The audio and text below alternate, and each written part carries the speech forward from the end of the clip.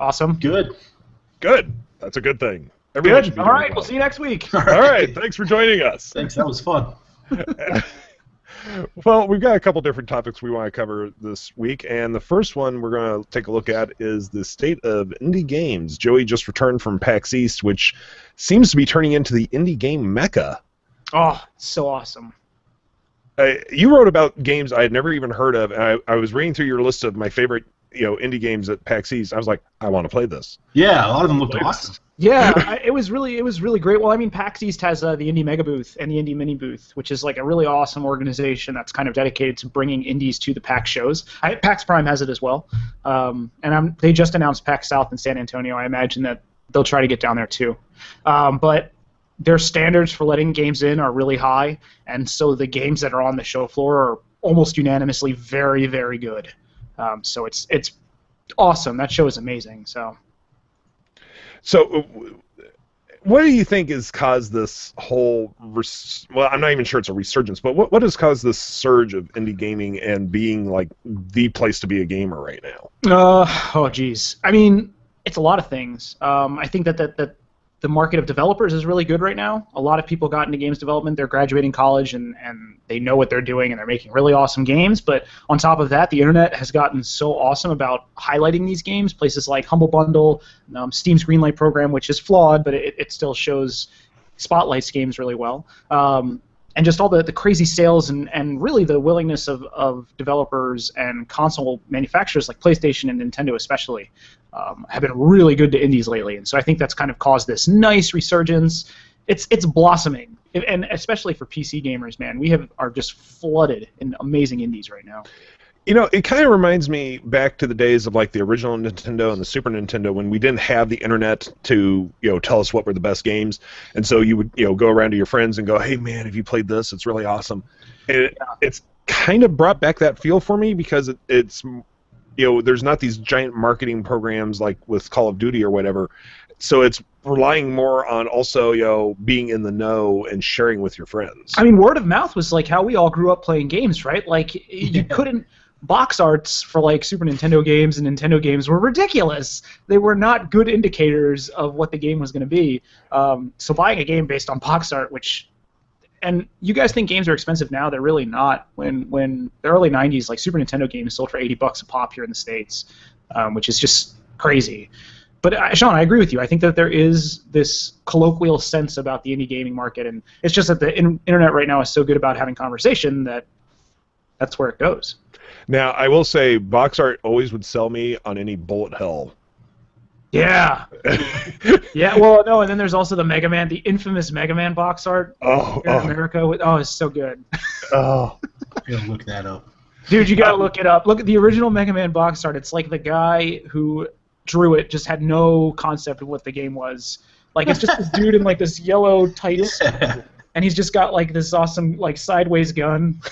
That was great. We already have a comment from a John Q. Mm-hmm. Nintendo Power Man, that's all you really had, and Blockbuster, where you rent games.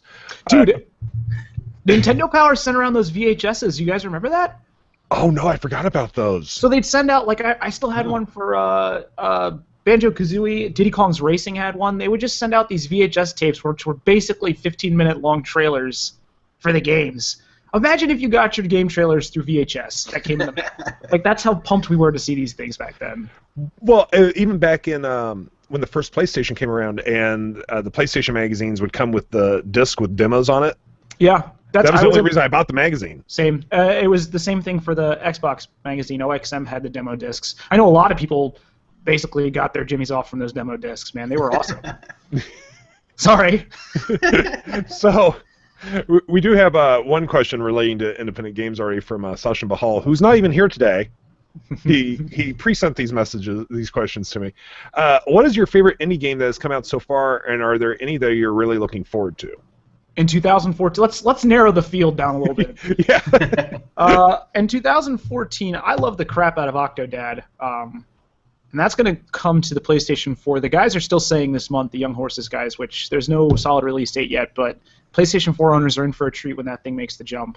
There have been some really interesting indie games, man. I'm trying to think of specifically. FTL got updated, which is amazing. The Advanced Edition is out too. So, yeah, And ones I'm looking forward to, I don't know, Hotline Miami 2. I'm still waiting for 1001 Spikes. It's coming. Well, they announced multiplat a few weeks ago. Yeah. So it's coming to everything. Yeah, exactly. Yeah. I am amazed by what's going on. I mean, because it doesn't really seem to be taking away from the AAA games. You know, they're still out there if you want to play them. But go ahead, Joey. No, I think it doesn't. But I think it's forcing the AAA games to be a little bit better too. Because there seems, in my mind, there's less and less of those B grade AAA titles. You know, those like games that kind of hover the middle ground between really crap and really great. There's a lot less of those now. There's games that are pure crap. There's games that are great, and then I feel like indie games are kind of filling in the gap. And it's also been really nice for big console releases. It's just something to play in between your Titanfalls and your infamous Second Sons and all that. You know, speaking of Titanfall for just half a second, I know a couple weeks ago we all declared it boring. But as it's the only game I have on my Xbox One, I've played it some more. I will say it gets better the more you play it. It's not a bad game. It's not a bad game. But the one thing that's still driving me nuts is that I cannot customize the paint job on my Titan. That's what bored me out of it, sort of. I don't get that. Sure, that's going to be a thing for Titanfall 2. It has to be. It's something that everyone's complaining about. There's zero customization in the game, really. Well, why not a DLC? Oh, I don't know. It's an interesting question. Yeah, it seems like a no-brainer. I mean, that is the biggest thing I hear everyone complain about. And how hard would it really be to put in a color shader? Well, someone just asked a question about Cortana. I know that was our other subject. That's exactly where I was going. So, Todd, that was the other big thing this week. Finally, the Windows 8.1 Developers Edition got out. So you've played with Cortana, which is the most awesomely named digital assistant yet. And yet I pronounce it wrong. What'd you say, Cortana? Yeah. Oh, you dog. You're going to be thrown out. Master Chief is going to come. I know. That's a lot of my. Not on my watch. No, it's good so far. I see the question. Is it more better responsive? I think more better responsive. Is it more responsive than Siri and Google now? Yes and no. For me, it's not that great. Like it messes up a lot of what I'm trying to say. Like if I say tell me a joke. I saw John's video. It worked really well on his. On mine, she gets it maybe half the time. Otherwise, like tries to send a text message to someone. Well, so, and we should note though that it's still a beta. Yeah, it's still a beta. But it's got really great things. Like you could say schedule an appointment, and then it'll say when and with who and stuff like that. Or like remind me when I talk to Sean. And it'll remind me to talk to you about something. But there's a lot of underlying problems with Windows Phone. There are still issues. Like Maps is still really bad. So if I say find me the nearest Starbucks, it actually brings one up that's about a 10-minute walk from here, and I live above a Starbucks. Well, weird. Yeah, but then if you go into Nokia Maps or anything and search Starbucks, it returns the result for the one here. So it's kind of like, what's going on? But that's Bing Maps having issues versus Nokia Maps. I don't know. But it's cool to start. I mean, it's something that Windows Phone needed. So it's more a game of catch-up versus, I think, really differentiating in a lot of levels. And same with the Action Center, sort of the notification shade. It really needed that. And I think originally Microsoft didn't put one in because they thought live tiles were good enough, but certainly that's not the case. I have to admit, Todd, that is an obvious former Windows Phone user. 8.1 is getting me antsy to download and try it out. Yeah, you should it's a simple SIM card switch for me, so I'm thinking I might do it. Yeah, it's free to register as a web developer, like online, if you want to build web apps. And then you just download the, I think it's called Preview for Developers in the Windows Phone App Store. Install that, and you're pretty much good to go. Oh, okay.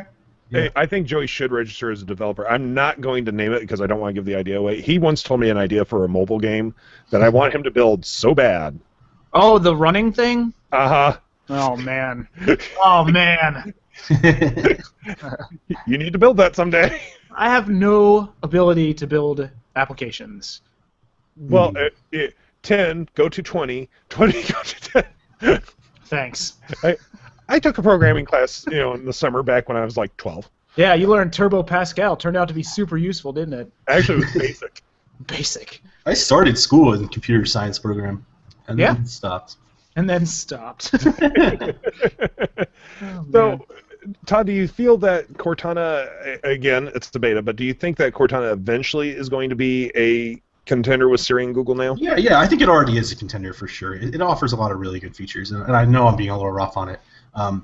I think It's right up there with Google Now and Siri in a lot of ways, and there are certainly ways it can improve. And the same goes for Siri and Google Now. They both, like, the cool thing about Cortana is it's a standalone app, right? So you can always access it, and it knows about you a little bit. And sort of, it's almost, it's got the note-keeping kind of thing.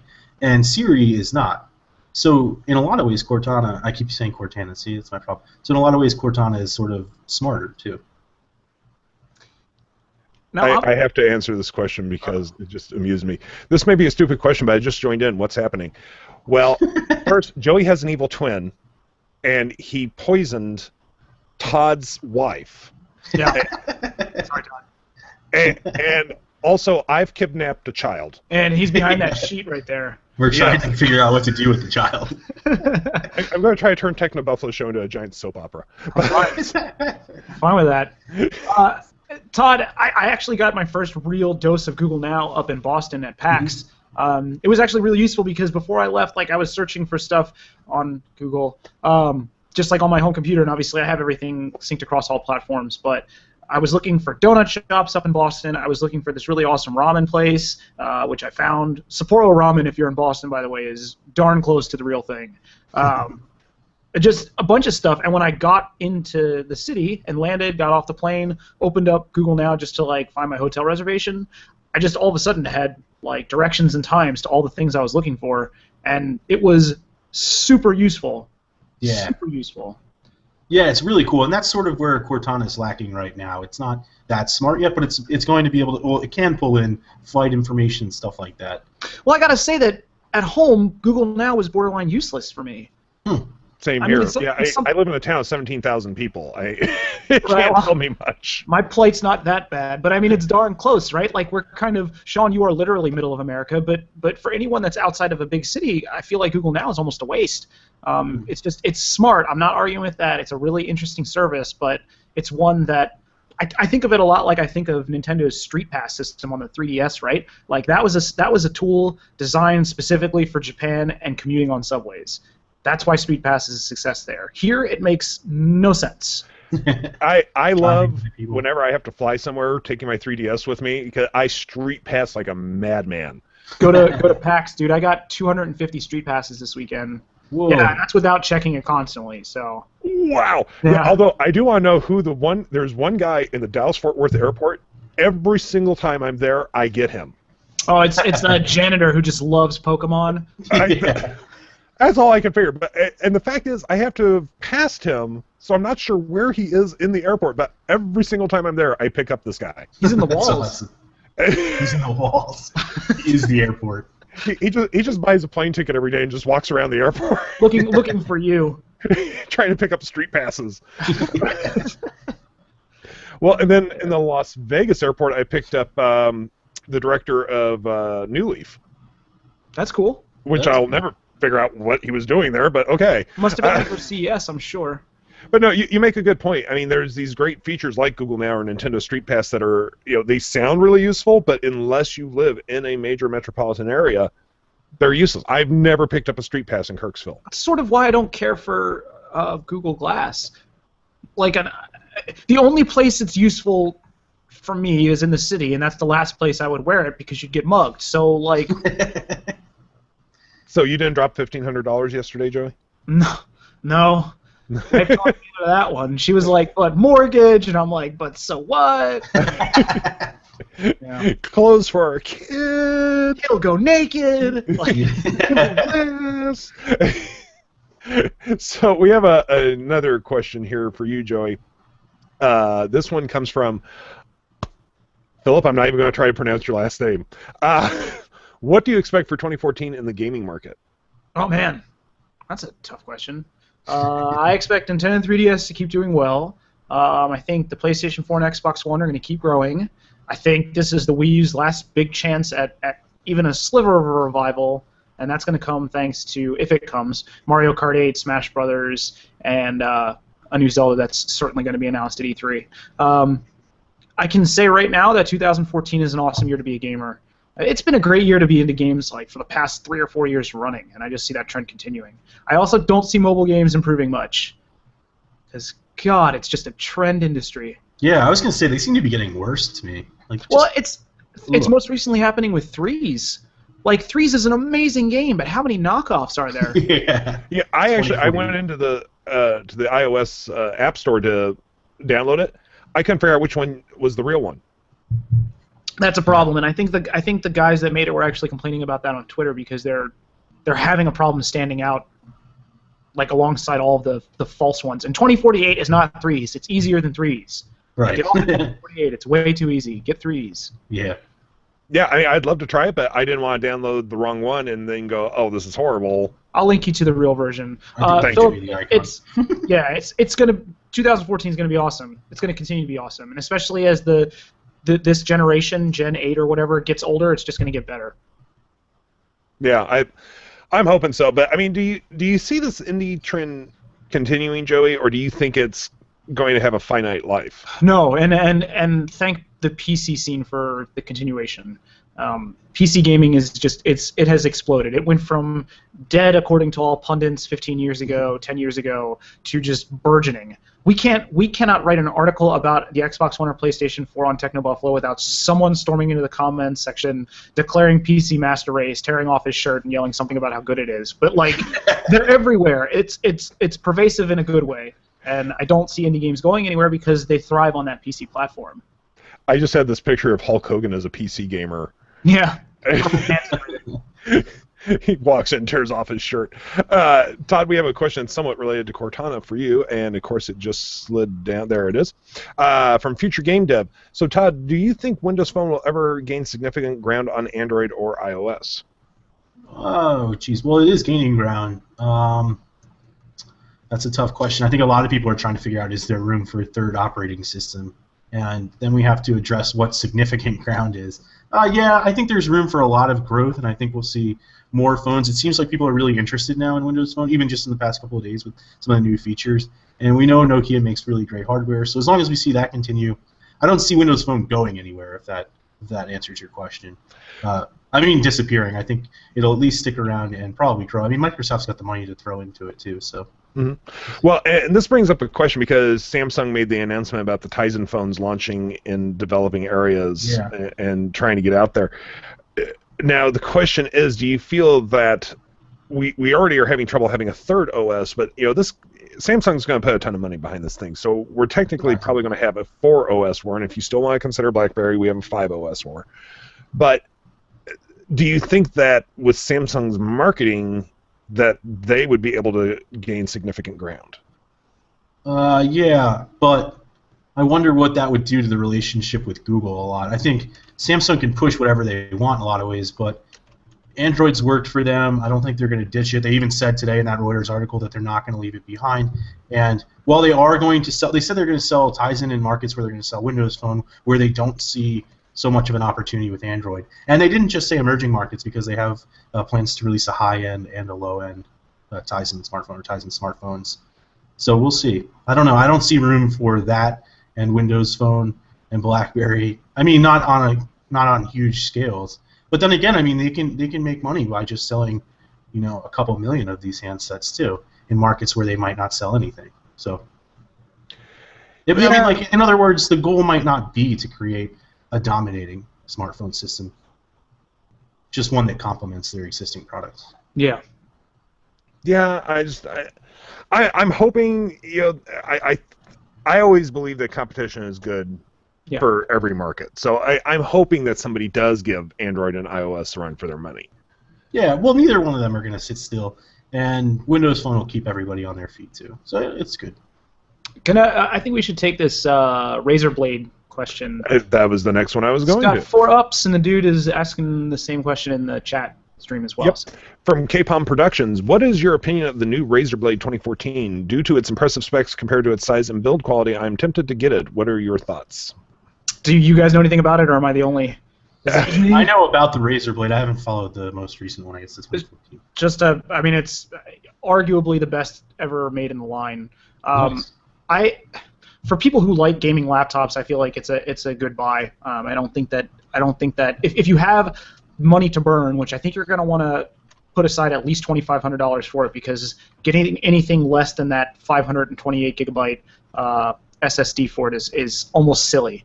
If you have the money to burn, I think it's an okay buy. But for me personally, I do all my portable gaming on a handheld, and I built a desktop 2 years ago for like $800 that I'm still playing games on max settings with.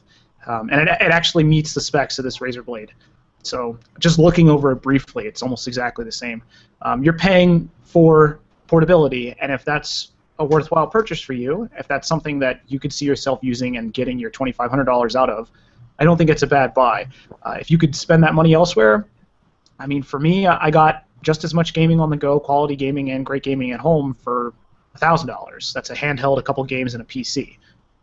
To each their own, though. I don't think it's a bad buy. I think it's a really great product. So. Yeah, I'm with you. I do the same thing. I build my own desktops, and I think it's a cheaper route.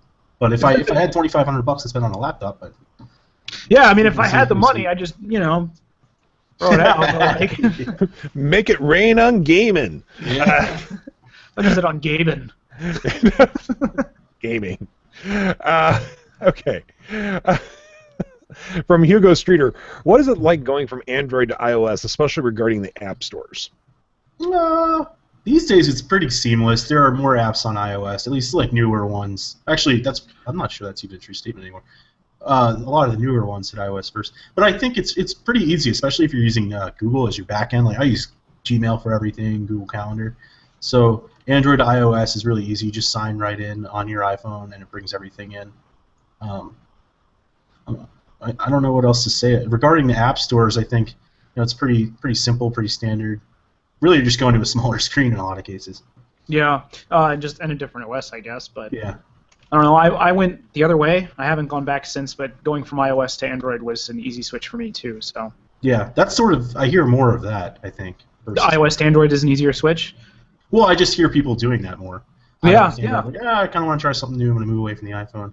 I don't really hear Android to iOS that often. It seems like the iOS people I know have been with the platform for a long time. I mean, for a lot of people, the iPhone was their first smartphone. Right. Right. So. Yeah, honestly, it's interesting because the Android store, it's gotten better, but I still find a lot of garbage in there. Junk. Yeah. So the iOS App Store is just as bad. I don't think it's quite as bad. Oh, come on. Look at all the Flappy Bird clones. Yeah. Well, at least they have crappy point. or something. I forget which app store that's in. I'm still waiting for Toddy Bird, but... Yeah. Toddy Bird. It's in Flappy development. Bird. Flappy Hazelton. Now, this is a great question and one that's very relevant to today from Sahil Raja. What do you think about Project R and phone blocks? Do you think it will work? There's a lot of Project R questions coming across. Cool. Yep. We're actually working on that. Some more coverage on that today. I think it's amazing. I like the phone blocks idea when it was just sort of some guys, pushing the web to like, hey, we got to create phones that are exchangeable and that don't, die in 6 months and when they're outdated. And so the idea is to have these interchangeable parts where you can add a processor or swap out the battery or put in a new camera and stuff like that. And now you have some of the smartest minds at Google working on it, which is amazing. And I think it will work. The goal is to get it on the market by January 2015. And as we were talking about earlier, Sean was saying the shell, the sort of the body for it, should be low cost, around like $50, and then you can customize it, however you want. And right now, I know the goal, at least with Google, is to get 5 billion additional people who don't have smartphones on a smartphone. So that's kind of the. All right. So here's my question about Project R, and this can go to both of you. So let's say Joe Schmo consumer who doesn't read any tech blogs walks into a store. Mm-hmm. And they see Project Ara, and they go, "Wait, I have to pick the parts." Well, I don't think it's going to be in a retail store. I think it's more of like sold through Google and complementary to like the Google Play Store, where you can go on and buy what you want. Well, I mean, why not though? I think about my father-in-law is that guy that goes to Best Buy and Apple with a literal list of questions and just starts pounding away on the poor clerk, like. I could totally see him walking into a Verizon store, or whatever, AT&T, whoever happens to be selling the phone, and them saying, would you be interested in customizing your own phone from the ground up? Him saying yes, and then a rep actually taking them through, like, do you want an awesome camera? Do you care about storing pictures on your phone? Like, that kind of stuff, and I could see it being sold that way. I don't necessarily think that it's Joe Schmo is going to be hurt by this. I think Joe Schmo might be helped as long as they get the right pitch behind it. Right. No, and I'm not saying that they would be hurt. But that's the whole thing. I think it's going to rely a lot on the carrier personnel or the clerk in Best Buy or wherever having to explain it. Yeah, and I agree. I think that's going to be a problem. It might not. It might be a thing that someone, with the right marketing, it could be something that someone just sees, instantly understands, and saying, finally a phone that's 100% for me. I just had this. What if they, on the packaging for the modules, they color-coded them like they're animals? And so, all right, if I buy the yellow tiger camera, it works best with the yellow tiger processor. Oh, gosh. Oh, gosh. But no, I think that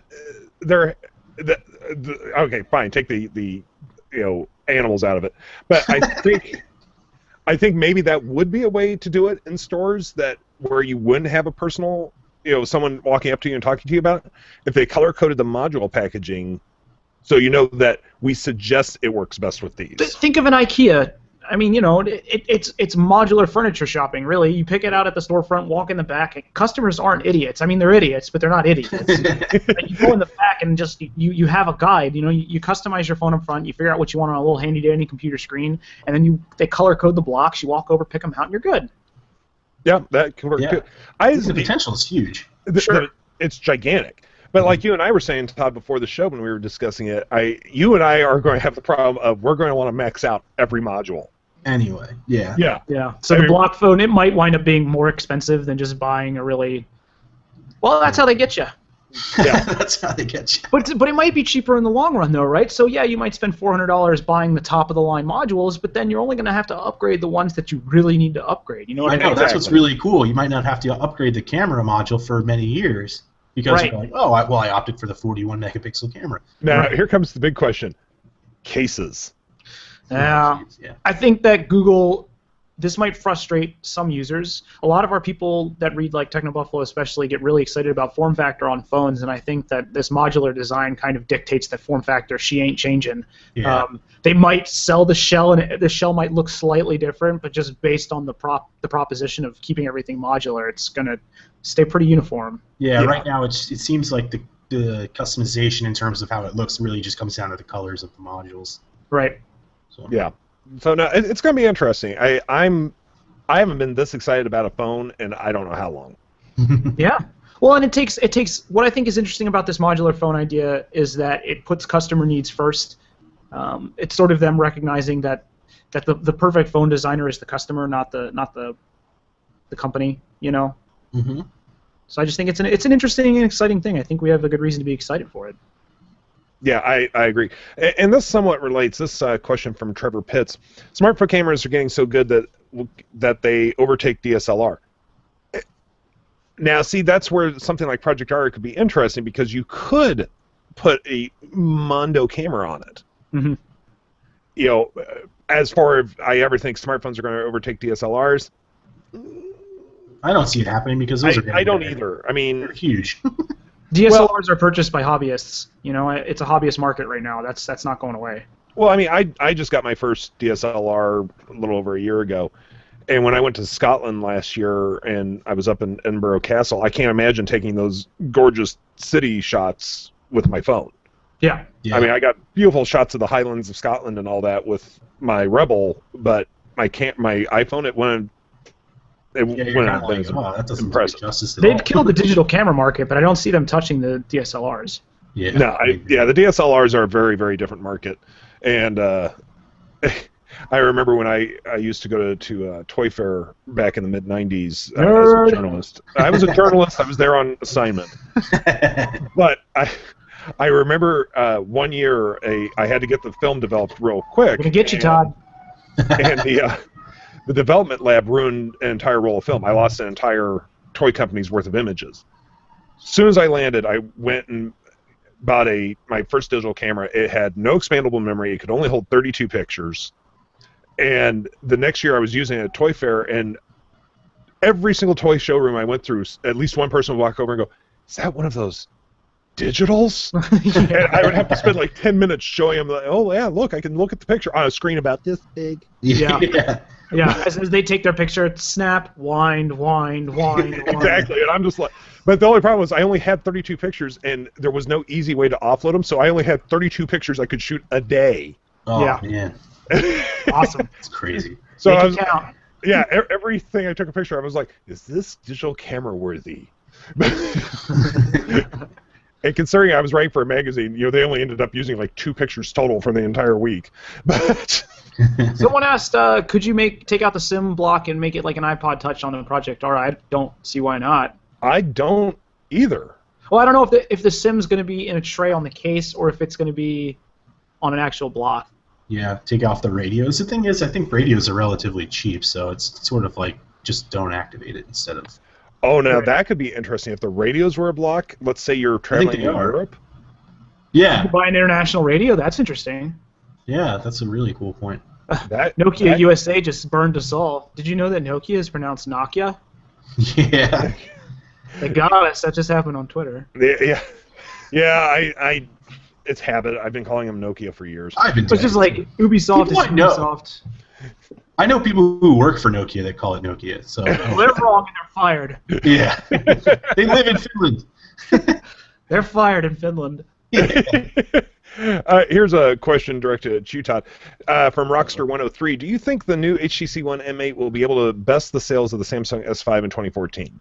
Oh, that's tough. No, I don't think so. Because of marketing, Samsung's marketing strength, their brand name.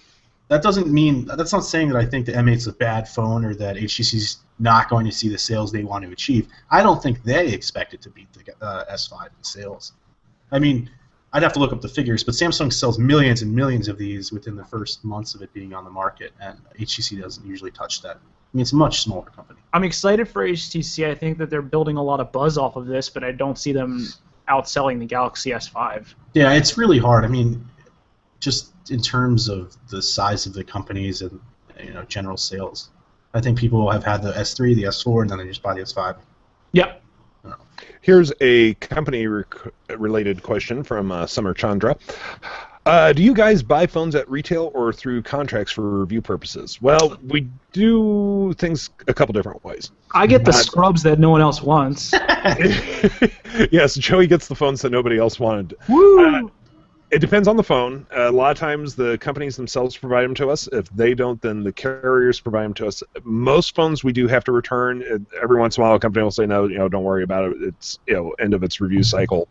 And if it's a international phone, then we typically do go out and buy it at retail so that, because otherwise there's no way for us to get it because it's not going to be released here in the U.S.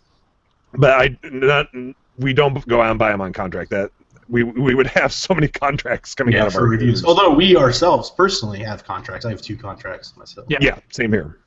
Yeah. So I have Sprint and T-Mobile. Todd, you're on. I have 2 AT&T lines. And Joey, who's your carrier? AT&T, because I have unlimited data and I'm never giving her up. Never. So everything's getting cheaper, and I'm just like, no. I'm with T-Mobile because of the international stuff now. That's completely sold me. Yeah. Do you want to answer the question, I guess, on the gaming side? I mean... Yeah, why not? Go for it. Okay. It depends on the company, right? Like, sometimes with consoles, we get sent some consoles. It depends on our relationship with the company. And the same thing for handhelds. A lot of times they send them out as loaners, which means we sign a contract that just says, when we want the console back, you send it back to us. There's nothing else to it, really. It's not like a coverage demand thing. We can do what we want with it. Throw it out of a window if we want, unless we don't want to give it back to them. But we also buy our games at retail, and if a company demands certain things from our coverage but wants to send us a review, we decline. I think that's the same for the phones. I mean, if they said we need you to do X, Y, and Z, we just say, we're good, we'll buy it at the store. Yeah, they don't. They never really said. It's rare. It's super rare. People think that we're kind of in bed. When I say we, I mean games writers, that we're kind of in bed with the publishers, but it's not. It doesn't happen often, and we just have a simple no ties relationship with the people we work with. So. Yeah, on the gaming side we do. It's a very much a mixture of review codes are sent to us, or we just go out and buy the game at retail. Mm-hmm. Joey sends me a list about once a month with order this. Yeah. I especially like it when an hour and a half after I've placed the order, you message me and go, "Hey, we're getting a review code." Yeah. Hey, just got the review code for that. Okay. Now I gotta go cancel the order. Yeah. Oh, good lordy. Let's see here. There was one, and let me try to find it real quick. There was so many questions, and we do appreciate all of you sending in these questions. These are fantastic. Let me scroll back up here. Any thoughts from Jack Good? Any thoughts about the iPhone 6? It will be an iPhone, and it will be made by Apple. Yeah. It's tough. I don't know. All we have right now is to go off of rumors, and you know what good that does us. Larger display seems to be the one that sticks around the most. So, and then I think we'll see other upgrades. Maybe HealthBook in iOS 8. When do you think we'll be? I mean, do you think we'll be seeing something at WWDC or? No, not hardware. Maybe iOS 8. Actually, probably iOS 8. But iPhone 6 probably September. Probably. I'm trying to think back to this time last year because I know that leading up to that September conference, the 5C was pretty much a bajillion% confirmed. Yeah. Oh yeah. But like, I'm just trying to remember how far out it was. It was about a month or so before. Yeah, that's when leaks usually start going Teddy nuts. Dixon went nuts with the pictures. Yeah. That was now. See, here's what's going to be interesting about iOS 8 this year, though, because if they are increasing the screen size, they're going to have to tell the developers at some point you need to retool your graphics. Yeah, but they didn't do that with Retina display. They didn't do it to 5. They just said afterwards, like, here, it's really easy, and then you'd see the apps updated because that happened after it came out. Yeah, because at first they were like there's little black borders in the top and bottom of the screen, and then you'd see like, oh, this app was updated, this app, and all of a sudden everything. Oh yeah, I remember my phone went bonkers with updates. So they'll probably do that again if that's the case. Yeah, I mean, at this point, everything we're hearing about the iPhone 6 is rumor. Yes, I do think it's going to have a bigger screen this year. I'm not 100% convinced yet that there's going to be two versions, though, the 4.7 and the 5.5. But I think the 4.7 at this point is pretty much a definite, and they have to do it. I mean, as much as I like carrying an iPhone, compared to my Android phone, it's like trying to type like this. It doesn't work well. So, yeah, I think they are going to go bigger this year. Okay, so we have time for one more question today, and let me take a look through here real quick. James Bond has asked two questions, and I'm going to try to fit them both in here. His first question was, my Verizon contract is up in early May. Do you think I should wait for the iPhone 6 or go ahead and get the HTC One M8? And then the second part of his question was, sorry, one more question. Is it technically cheaper to buy the phone off contract in the long run with the carrier bill? So the iPhone 6 probably won't be a thing until more than likely September. Yeah. Right. So if you're up in May, you're talking about sitting on your current phone until then. Yeah, it depends on your current phone. It really comes down to Android or iOS and your preferences too. Why I hate contracts, man. It makes James's decision really difficult because the next one he's locked in for 2 years, really. Yeah, and to answer James your question about contracts, it used to be, and Verizon and AT&T and I think probably T-Mobile have switched it. So it used to be, yes, it was more expensive if you were on a contract for 2 years because you were paying for the cost of your phone plus the subsidies sort of throughout the whole time. And if you didn't renew your contract, you were still paying as if you were paying down a subsidy on a phone. Now they've changed it. So if you have your own device and it's paid off, after the 2 years, your monthly price drops like $15 or depending on anything. So off contract versus on contract depends really if you're going to go the full length of your 2-year contract. Obviously this gets really complicated, but I'd say buy it off contract if you really want to not worry about your carrier bill. Yeah, that would be my suggestion as well. Because then you're automatically taking advantage of that $15 discount every month on the carriers allow you to do that. So. All right. Well, I think that's going to do it for this week, folks. Guys, do you have any final thoughts? No, I'm looking at the other comments stream real fast. Okay. One real quick housekeeping note. I'm not sure what's going on with next week's episode because I will actually be in a hotel at the normal time, killing time until I get on a plane to Turkey. Gobble. Yeah. So either somebody will sit in my spot or I may try to host from a hotel. I don't know yet. We will figure that out between now and next Wednesday. But I believe that's going to do it for this week. As always, I'm Sean Ani. I'm the editor-in-chief of TechnoBuffalo. I've been joined by the executive editor of gaming, Joey Davidson. Bye. And doesn't work if you don't make sound, Joey. And the executive editor of Mobile, Todd Hazelton. Bye, everyone. Again, thank you everyone for the support of the show. You can find us on the iTunes store. We do appreciate if you rate and review us. You can also find us on the Stitcher app. You can subscribe via RSS feed. You can find us on Pocket Casts. There's tons of ways to hear the show. And you can always go to YouTube and watch the recorded version of the show. Until next time, this has been the TechnoBuffalo Show, and everybody take it easy. Bye-bye.